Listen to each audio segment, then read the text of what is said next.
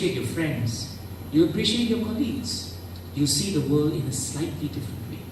And that actually brings happiness. To help with the first principle, the second principle is also very helpful. This is the principle of the universe is your university. And this involves a cultivation of an attitude. An attitude cannot be born. It actually is cultivated. You find very often that if you want to develop an attitude, you need to cultivate it like you grow a plant. You need to pour some nice water. You need to ring fence it and make sure the weeds don't grow. In other words, you have to nurture it. And you have to give some love to it. Then the plant grows. So when we want to understand this concept, the concept is that life is a journey, but it has many destinations. Sometimes, I don't know whether you've gone for long road rides, I'm sure you have. One of the road rides that I really like is the one in New Zealand. From Auckland to Wellington, Wellington to Auckland. It's about 10.5 hours on the road, but it's a great ride. Because it's one of the few rides in the world where you actually hug the oceans and sometimes you go in between mountains. Very interesting combination. 10.5 hours of riding. Now, if you got into that car and you were driving and driving and driving, and your fixed attention was, I have to reach Wellington, then what happens is you forget to see the journey. But if your attitude is, well, we already have a long journey, let's make the best use of it. Let's look around us. Let's learn. Let's appreciate. Let's understand, and let's take in the joys of our journey. Then you will find that because you're positive, Jai Jagannath Baladev Subhadra Mai ki. So I want to introduce you to our permanent landlords of this property, and they are known as Jagannath, Baladev and Subhadra. Okay? So we are very fortunate to have their darshan. So as I was saying, if we had an attitude where we find that every station of our life is actually something to be treasured, then you will find that you will find satisfaction even in the smallest of things. You will.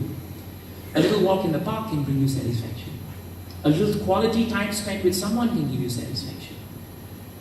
I was preparing for this talk, and I spent a week looking, thinking, trying to understand it from my experience.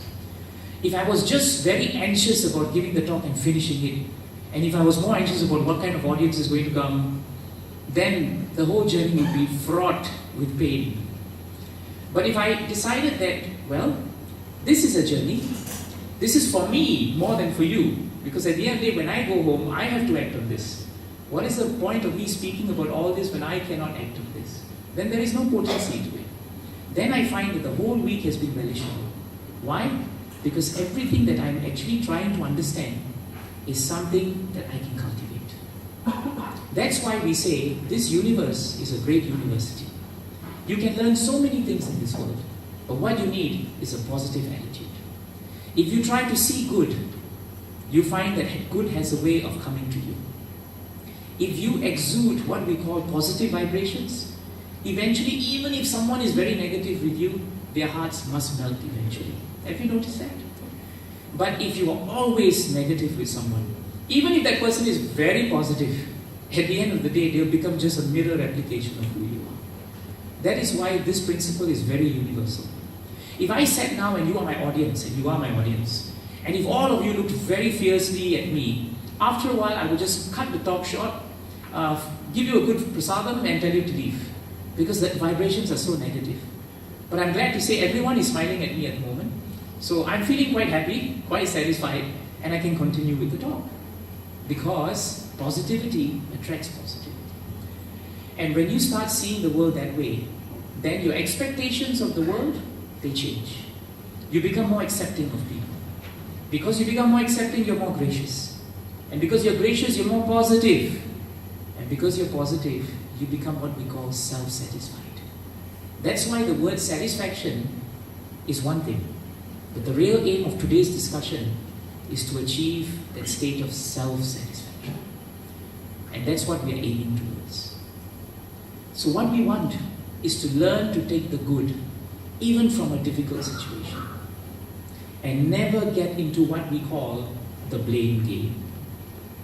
The blame game is the most difficult thing.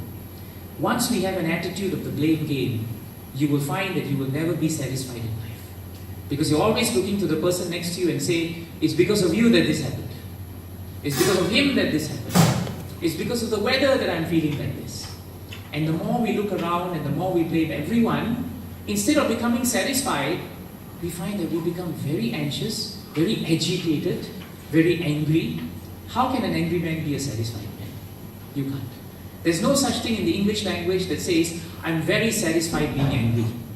You will never hear that. Never hear that. So they are actually very far from each other. There's a very nice story in this regard.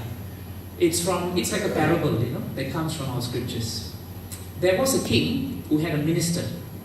And the minister had a very wonderful quality about him. And the king loved him for it. That minister was always very positive. Even if there was a difficult and demanding situation, the minister would accept it for what it is and then try and make the best out of it. And he would try and see something that was good in it, something that we could take back, some lesson, something from the journey. So, the king one day went for a hunt. In those days, the king had to keep up his prowess in war by going for regular hunts. So he went with an entire entourage of ministers and soldiers. As they went in, suddenly, out of the blue, a lion jumps out of the bushes. And it actually, waylays the king. The king and the lion battle it out. But after a while, the king, because he's very strong, he overpowers and kills the lion. But in the process of the battle, the king loses his thumb. Very painful. All the other ministers surround the king after the battle. And they express so much of pain at seeing the king lose his thumb. The king's favorite minister comes to him. He also expresses so much of concern for the minister, for the king. But then he tells the king, my dear king, I know this is very, very painful, but you're alive. And that's more important. And you must have lost the thumb for a reason. It's alright. Move on. Now, when your thumb has been lost and is very painful and you hear someone coming and giving you pearls of wisdom like that, sometimes, your blood pressure can go up also. So he got very upset. And in his anger, he said, enough of this good business. Get him into the prison. I don't want to see him now. I'm very irritated with him. So the king is put into prison. The minister is put into prison for 1 day or 2 days. The king and the entourage continue their expedition within the forest. And halfway through, the king, somehow or other, gets divided and separated from the rest of the entourage. What happens then is that the king is on his own. And when he's on his own, he is waylaid by bandits. In India, you call them dacoits. So they catch him, they tie him up, they bring him to the leader of the bandits. The leader of the bandits says, aha, this is very providential. We have a beautiful aristocratic personality. Let's sacrifice him. And in sacrificing him, let's pray that we get more prosperity when we loot. So they prepare the king for sacrifice. And the chief priest comes to the king of the bandits and says, my lord, we have an issue. This is what's the issue. The issue is, generally speaking, when you sacrifice something, it has to be complete. So what's the problem? This man is not complete. He's lost his thumb. If we sacrifice it, it will be very inauspicious. So my recommendation is, let him go. And the king of the bandit reluctantly turns to the king and says, well, I don't know about you, but that thumb of yours, or the lack of it, actually saved you. The king gets up, alive, runs back to join his entourage, goes back to the jail, frees the minister, gives him a warm embrace, and tells him, I am so sorry for doing this to you. Because even though I lost a thumb, it saved my life. The minister was very happy. And the king asked, I have only one question. It was very good that I lost my thumb. What good was it for you to stay in the prison? Prison in those days was not exactly luxurious. You were suffering like anything there. What was the benefit? And the minister said, my dear king, you know you and I are inseparable. Where you went, I would have followed. If you had got separated from the entourage, I would have been with you. If you were waylaid by the dacoits, I would have been with you. If they had prepared you for sacrifice, I would have been with you. And if they said that you were incomplete, guess who would have been complete? And who would have become the sacrifice? Simple story, If you want to be logical, you can puncture many things into it. But the spirit of the story is important. The spirit is, if you have an attitude where you see that life is a journey and you can learn, then learning is not about certification. Learning is actually a journey. And the more you see good, the more you accept things, the less you expect, the more positive you become. And satisfaction becomes a byproduct. Not even a natural thing, but literally a byproduct of this way of living. It will come very naturally. So that's an important point for us to remember. This is a very nice quotation from the Bhagavatam. It is actually spoken by a very famous sage that some of you may know. His name is Narada. You would have known him, right? He's very famous. He's known as a great devotee of the Lord. Narada was asked one question. How do you spend your time? It's a good question, isn't it? It's a good question for all of us too. How do we spend our time? How should we spend time? You realize that if you don't spend time, time is a way of spending you. In other words, if you waste time, time is a way of wasting you. So he gives a very nice point here. He said, this is how I spend my time. He said, I began chanting the holy names of the Lord. In other words, he became connected to who he was as a person. And he became connected to the source of who he is. Then he says, this chanting is very wonderful. It has so much benediction. Have you noticed when we just started our chanting in the beginning for maybe 5 minutes? I don't know how you felt, but generally speaking, even if we understand it or we don't understand it, the atmosphere that it brings, and it doesn't matter which religion or which faith you come from, and it doesn't matter which mantra or which language you use, the language of the connection between spirit and the super spirit is very powerful. Very powerful. And so Narada ends by saying, I chanted, I remembered, and I traveled all over the world. But how did he travel? He did 3 things. He ignored the formalities of the world. You see that statement there? He ignored the formalities of the world. What does it mean? This is a secret key to satisfaction. When we say we ignore the formalities of the world, it doesn't mean that we ignore the duties that we have to do. But duties are not formalities. The problem in this world is we very often see duties as formalities. And when we see them that way, we become dissatisfied. I have to do it, what to do? But what if you put your heart into it? Then whatever that you do, because you expect less and you accept more, it actually transforms into a powerful tool for satisfaction. The other thing that is meant by material formality is these 2 words, material designation. Have you noticed how in this world we often do work when we are designated position? And when the position is there and the scope of job is there, then we feel empowered. But the truth of the matter is, you don't need a designation to become satisfied. You just need to be wherever you are, in whatever station of life you can be. But if you can be the best that you can be, that is enough. That will give you the satisfaction. I have no qualification to sit in front of you to speak. You are more qualified than me because you have lived your life and you have experienced it. You may have just come to hear something. But if I had a designation, that because of my designation I have the right to speak, then my expectation is very high. Take away the designation, you are free to serve. And that is why when you behave in that way, Narada says 3 things will happen. You become satisfied, you become humble, and you do not envy anyone. Otherwise, if someone has a higher, in Malay we call it pangkat, in English we call it position. If someone has a higher position than us, it is very natural for us to be either envious of the person or to desire that we get one up for the person. We'll never be satisfied. But if we know that this is my area and that is his area, there is no basis for comparison, which is different. It's not high or low. Then the schematics change. And that is how we become satisfied with life. Very interesting point for you to think about. The 3rd principle. The secret of satisfaction is the joy of service. Have you noticed one thing? We all have an innate propensity to serve. Every day we are serving. It's only a question of what we are serving. Very often we serve our minds. And very often we serve our senses. Where the senses go, we follow. And that's how we become their servants. If you all become very hungry, the stomach is your master and you have to move with it. If I speak longer than is designated and I'm very watchful of the timing, your stomachs will rumble and the expectation that he should end and the expectation that we should eat is there. Why? The senses are telling you it's time to end. So the big question sometimes is, whom do we serve? Do our minds and senses serve us?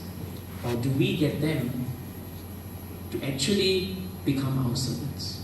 It's a big question. There was a boy, he had a friend, and both of them were from an ashram. They were students of spirituality. And of course they had to concentrate and they had to meditate and they had to control their senses. And being young, they were in what we call an ashram, and it was all boys. There was very little mixing between the girls and the boys for obvious reasons. They were walking back after picking up some things when they came across a river and they saw a young girl of their age crying. The first boy goes up to the girl and says, "My dear sister, why are you crying?" And she says, "When I came earlier in the day to collect some wood, the river was actually very low. By the time I came back, it was already high tide. And I can't swim. So how am I going to go back? It's going to get dark." So this boy said, "Don't worry, I will carry you." And the other boy says, "We are not supposed to touch girls. We're not supposed to spend time with girls. Don't forget your vows of celibacy. How can you do this?" And the first boy says, "We need to help her. That's an overriding concern." So he picks her up, puts her on the shoulder, crosses the river, puts her down, she says thank you, and he walks away. But his companion keeps talking about her and keeps telling him, "When we go back, I'm going to report this to Guruji. I'm going to report this to our spiritual master."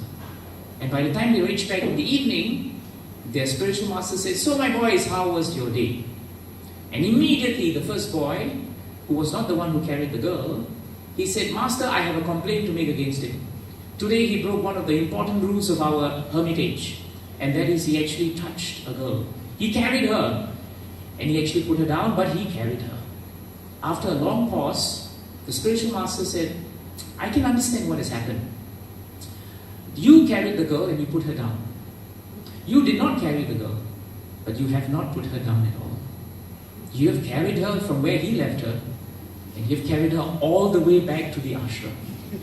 Actually, you have broken the rules because you haven't let her go." It's a very important point. What are we serving and who are we serving? Are we serving the mind or should the mind serve us? Higher satisfaction comes when we serve others with our minds, with our senses, with our hearts. That's the natural way for the mind to become regulated, not artificially. If I asked you all for 1 minute, don't think of white elephants. Gone. Everybody just thought of white elephants. Not possible.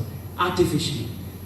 But if you reach out and go a step higher than what you are capable of doing, then you will realize that by serving others, it leads to the highest self-satisfaction.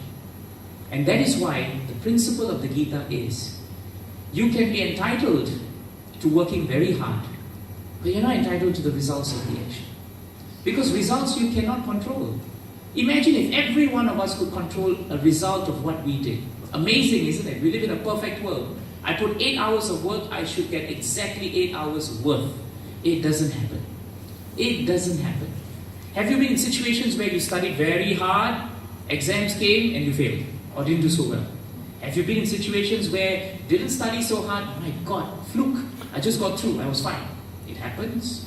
I've been in situations where I've prepared so hard for a case and I walk into court and I find the judge just tears my case apart. Not even my opponent, the judge tears it up because the judge doesn't like me or something. 2 days ago I had a court matter and I went in and I said, "Good morning, Your Honor." And she looked at me and said, "What's so good about this morning, Mr. Siva?" And I thought this is going to be a very bad way to start the court. I said, "Your Honor, I just meant it as respect." "Oh, so you didn't mean it?" And I said, No, that's not what I meant, Your Honor. So then she said, "Don't waste my time, Siva, just get on with the case." And I had such a difficult case. But I was so well prepared and didn't go the way I wanted. Then I've had cases where, I was not so prepared because I believed that by law, my opponent or my client didn't have such a good chance. We walk in and the judge finds something that I have not found, my opponent has not found, and when I walk out the winner of the case. And my client says, wow, you work so hard, Siva, to get this going. I thought, yeah, if only you knew. The judge became the one who helped me. Results are not in our hands. If they were, we live in a different world. But conscience. You must touch your heart to say, what I've done is the best I can do. That is very important. So at the end of the day, it is your conscience that becomes the mirror to your satisfaction. The more you do things according to conscience, the more you become satisfied. And that's why we come to the second last principle, which is simplify. Don't complicate your existence. Very often, we have one big problem.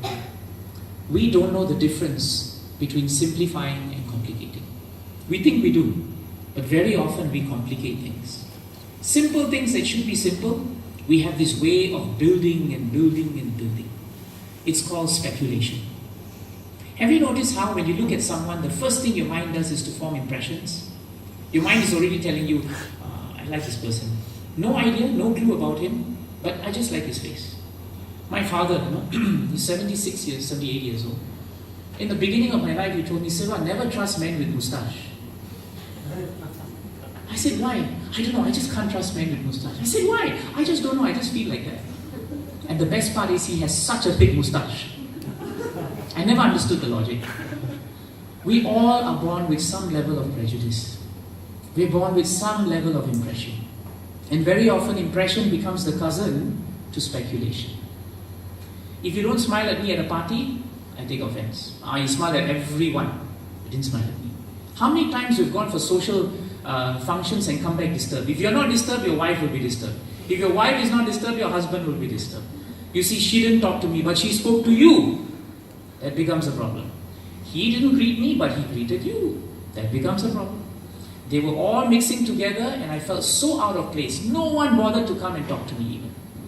We expected, we became disappointed. We believed that they are actually like this because we speculated about them. So there's a difference between planning and speculation. It's very important to plan. If you don't plan, well, if you fail to plan, you plan to fail. But there's a difference between planning and speculation. I'll give you an example. If you've come from Odisha, if you've come from Bengal, you'll know a very famous personality. The equivalent of Tenali Raman, the equivalent of Akbar, Birbal, it's Gopal Chawla. Okay, he's very famous. And what happened was one day, he was in his room, in his house, and he heard his neighbors shouting and fighting, husband and wife. So he walked up to them and said, what's happening? And the elderly man said, I'm fighting with my wife because she wants to give a cow away to her sister. So Gopal said, where's the cow? He said, wait, we're planning to buy 5 cows. Out of the 5 cows that we planned today, we decided 4 we will keep, 1 we want to give. She said, I want to give to my sister. I said, I want to give to my brother. So she said, no, sister should get. I said, no, your sister is useless. My brother is very nice. And we fought and fought and fought and fought. Gopal suddenly went outside. He took a stick. He came back and he started hitting the old man in the back. So then the old man said, Gopal, what happened? What happened? And Gopal said, one of your cows have started moving into my patch of grass and it is eating grass now. And the man said, Gopal, there's no cow. And Gopal said, exactly, there's no cow. It's not there. So don't fight. Because something is not there. 90% of the time, we become dissatisfied, agitated, angry, when actually we look at a situation, nothing has happened yet. But we have speculated. And we have actually believed in something that isn't there. And yet, the irony is, something which is there in front of us and precious, that we ignore. Hasn't that happened so many times? That's why satisfaction eludes us. The greatest obstacle to satisfaction is actually an uncontrolled desire.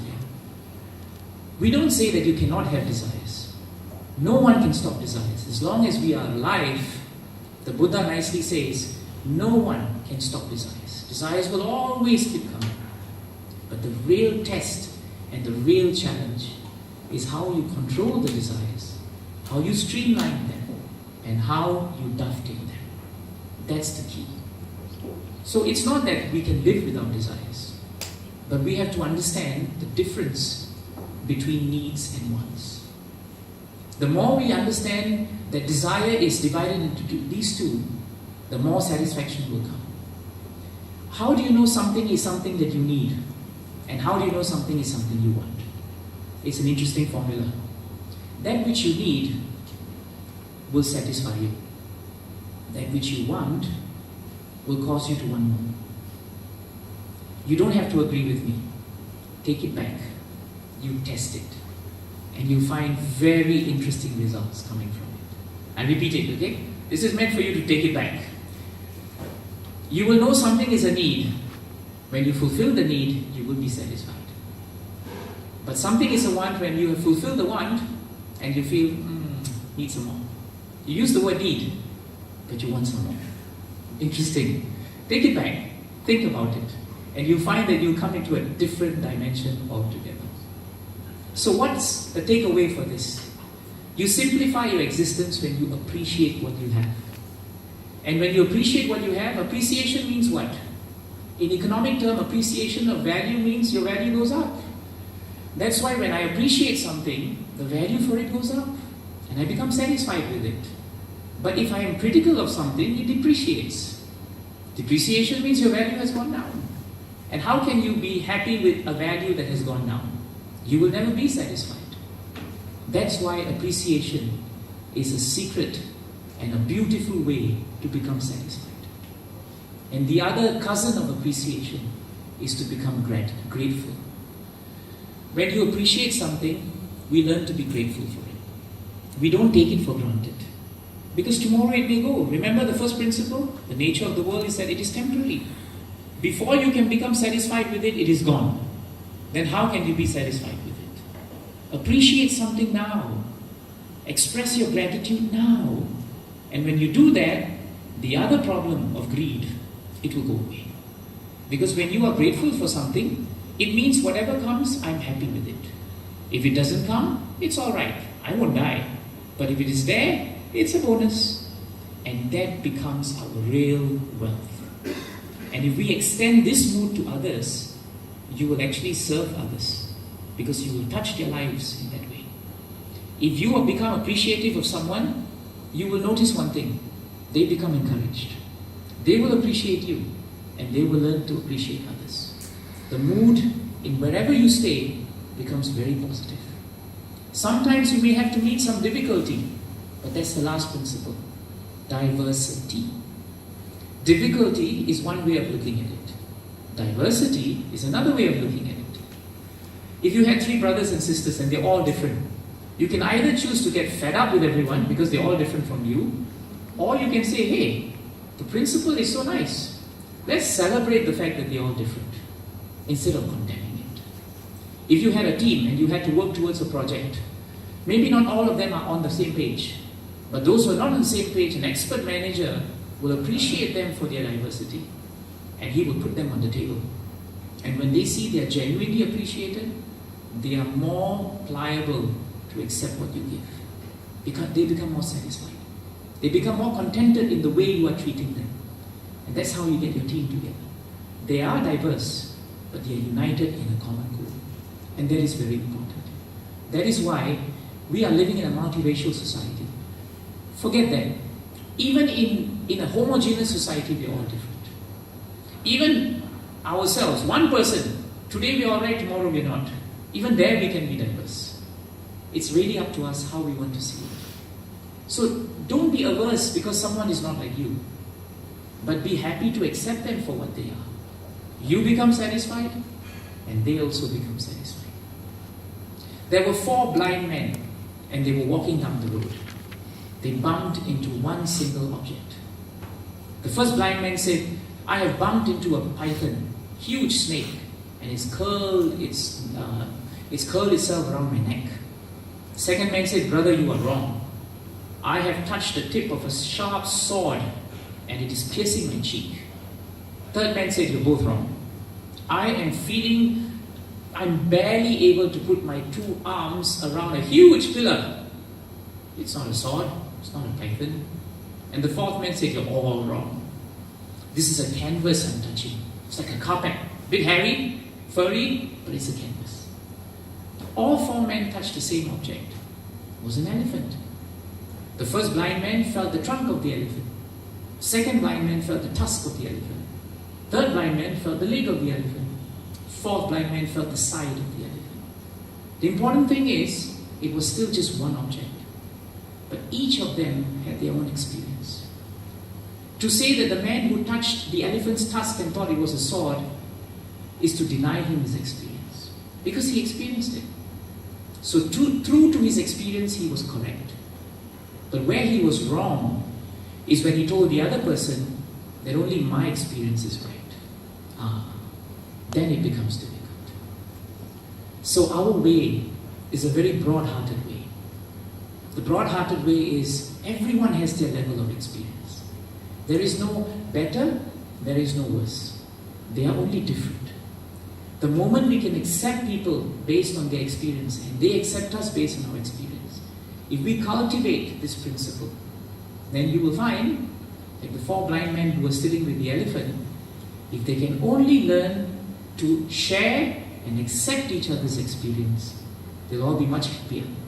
Otherwise, they'll just keep fighting. And they were fighting actually over the same enemy. It doesn't make sense. So what's our conclusion? The conclusion is, satisfaction is happiness, but it is happiness that comes from within.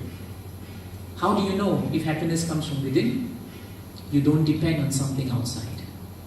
Have you noticed how, if you had a best friend and you wanted to go for a movie with him, and suddenly last minute he calls you and he says, I can't make it to the movie. Even though the movie is a good movie, I don't feel like going for it. Because the kick was actually to go with your best friend. If your happiness is dependent on your friend coming, at some point or another, you will become disappointed. But if you cultivate happiness from within, then you accept that things around you will change. And if your friend calls to cancel on you, you're not going to die. You will accept it. And you will say, you know what? I can live with it. And that gradually starts your journey to satisfaction. Sometimes people ask me, to develop satisfaction, what do you really need? This is what you need. You need appreciation. You need to learn to be grateful. And we all need to be humble. Humility is so important, and that makes us satisfied. Have you noticed how a tree, a branch, which is laden with fruits, it always hangs low. But the ones which have no fruits, they always go very high. So being humble and learning is never about losing. It's actually about gaining. And one weapon that you need for all these three is this point. Nothing belongs to us. Eventually, everything is on borrowed time. Like you go to a library and you get your book. I don't know about you, I have a library book at home which is 10 years late. I think the library forgot about it. But generally speaking, if you have a library